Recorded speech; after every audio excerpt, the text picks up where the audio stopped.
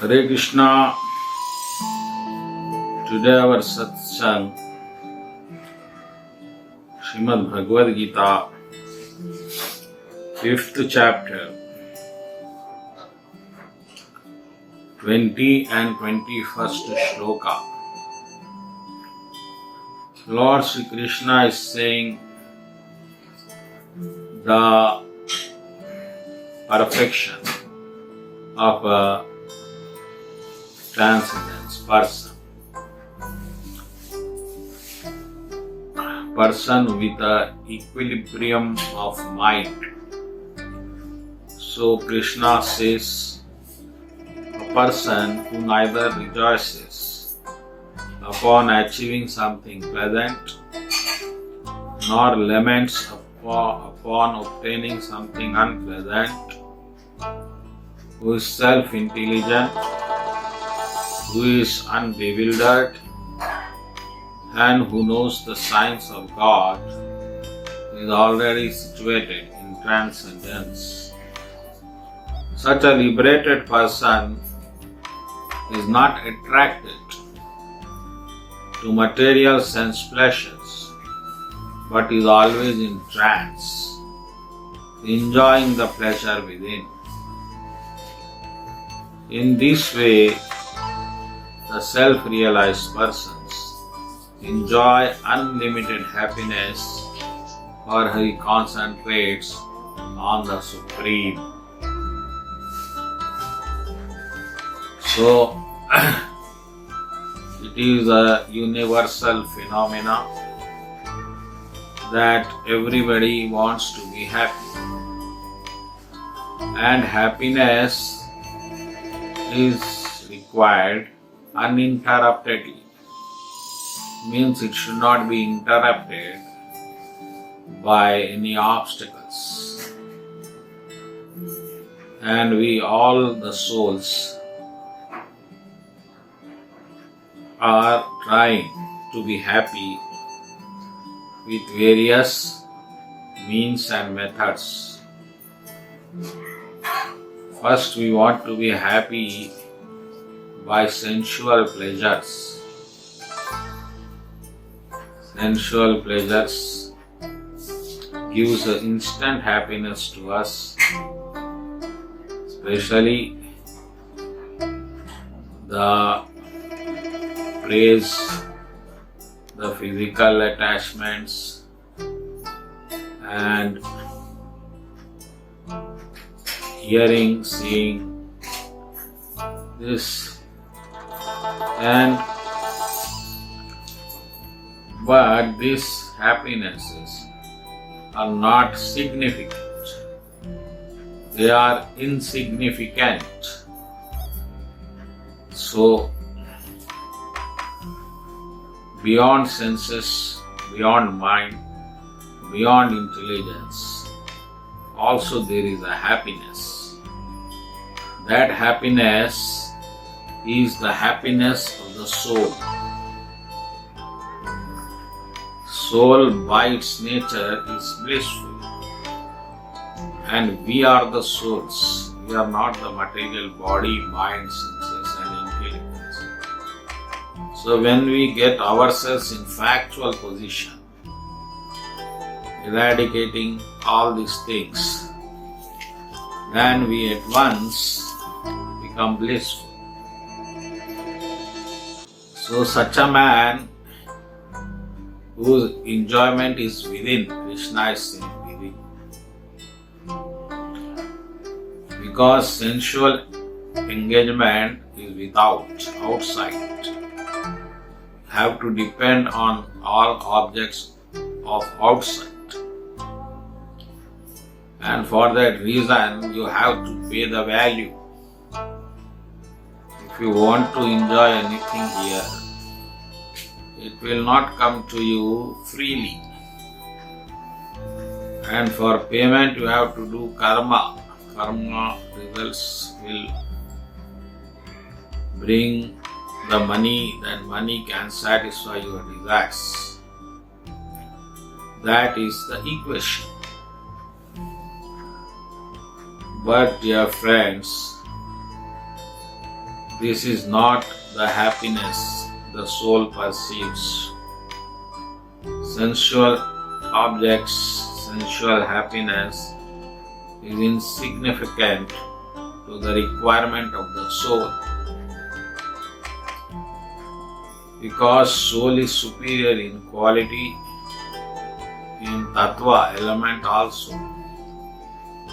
So this material nature is inferior in quality and element, and inferior things cannot satisfy superior things. Superior things can be satisfied only with more superior things, and that more superior thing is Krishna. So this superior quality of soul element, when got into touch with Lord Sri Krishna element, then it becomes happy. That is the equation. So when material happiness and sorrow comes, the spiritually realized person perfectly knows that this pleasure is also temporary, this pain is also temporary. Then he set his mind to tolerate it without being disturbed. So that is called the perfect man, who is undisturbed among the reactions of materialistic activities. Happiness and sorrow both are the reactive elements of karma. Good deeds results in happiness, bad deeds in sorrow. So both are the reactions to our own activities. Now, if you know that karma is distinct from you have nothing to do with karma. Your joy is constitutional, is self-imposed, and it is original, then you did not depend on the reactions. So that is the equation. So Lord Sri Krishna here explaining that self-realized person is not disturbed by happiness and by distress. In both the conditions, he is aware that reactions of his own work are acting on him. Both are temporary in nature, and in both he has nothing to do with these both, because they belongs to karma, not to him.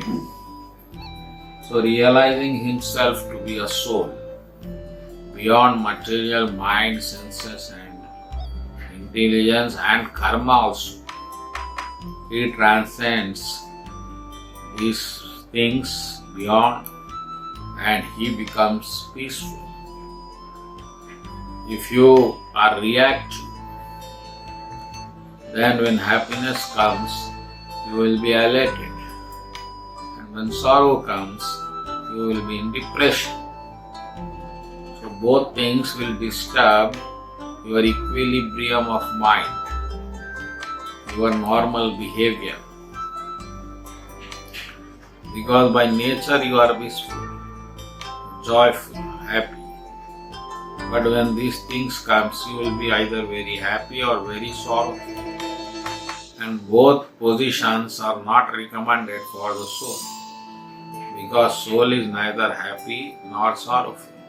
Soul is blissful. So bliss is your nature, not happiness, because happiness comes from object of senses, whereas bliss comes from the element of soul. So try to get to this position if you really want happiness in this life. Don't search it outside in the objects of senses. Seek within yourself. You yourself are naturally blissful, but because you have never concentrated on that aspect, you remain aloof from this joy. But when one is enlightened with the knowledge, then his knowledge reveals everything. The sun lights up everything in the daytime. So dear devotees, the whole life is centered around happiness and undeviating happiness we want. But that happiness is always troubled by time, planets, circumstances, and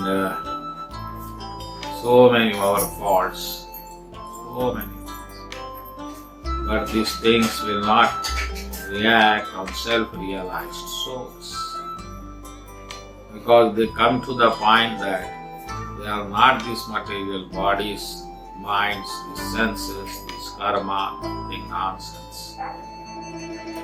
They are Krishna's ansham, means parts and parcels of Krishna. So they attach with Krishna and they enjoy with Krishna. So there is no third enjoyment here. You and Krishna, nothing third element involves. Then life becomes blissful. So try to practice this and see the difference.